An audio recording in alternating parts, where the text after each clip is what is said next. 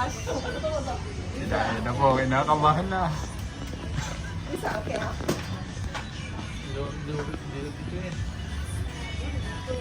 Don't cry, ah. Eh, nabunutan na ako ng event. Kaya na yan. Hinahin na yung needle. Kaya ko to. Lamig, no? Parang ano yung pangpanganhead na. Alright. Ano bang pamanhid siya? Ayun ka. Ayun na yun? Ang laki eh. Ayun ka pala eh. Tapos na. Yun na.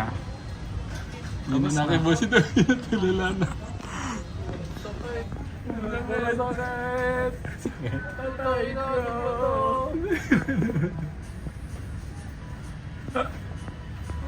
Ano ba ito?